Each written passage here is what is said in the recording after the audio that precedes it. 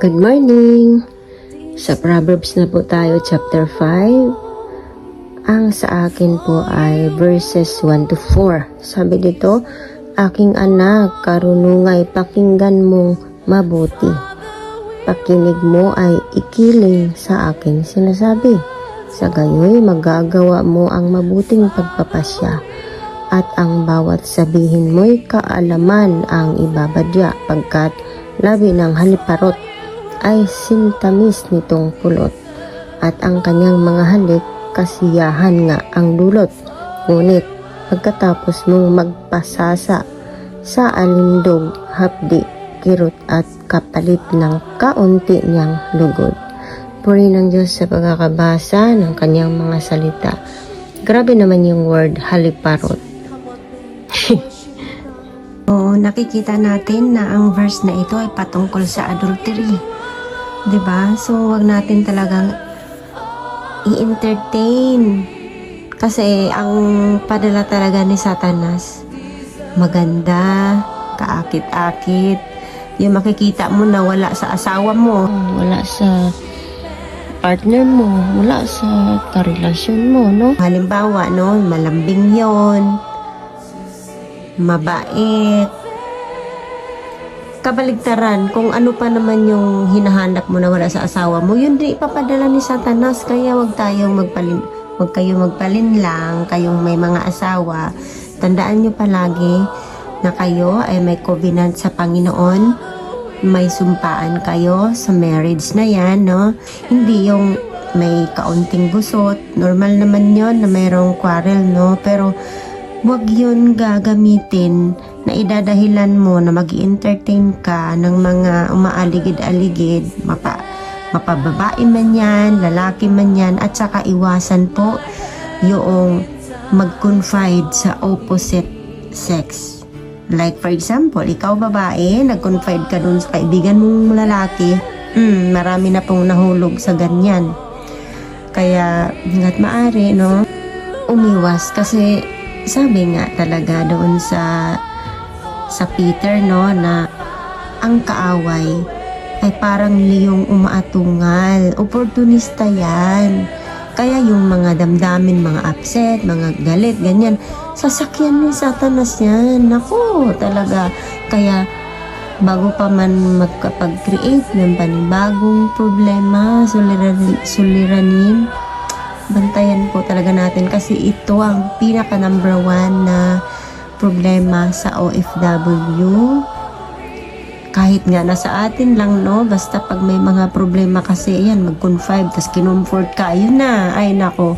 Kaya hindi ito aksidente kung bakit nababasa natin ngayon. Pasalamat tayo at tayo din mismo ay nabasa natin, hindi natin narinig lang na ay pinrits to, pinatamaan ako. Hindi, dapat ipagnilaya natin to na ay nire-remind ako ni Lord, andito ako sa sitwasyon na ganito, paano ko ba maitama to? O may panahon pa para tayo ay mag-repent kung mayroong mga dapat iayos. Panawagan ito sa atin na kung sa kasalukuyan nandun man tayo sa sitwasyon na ganito, panahon na para itama.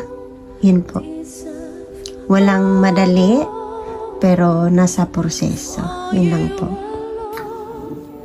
Magandang araw po sa ating lahat. Ang bahagi ko po Kawikaan, chapter 5, verse 5-3. Ang kanyang mga hakbang ay tungo sa kamatayan. Daigdig ng mga patay ang landas ng hahantungan. Pagkat siniyasat daang patungo sa buhay.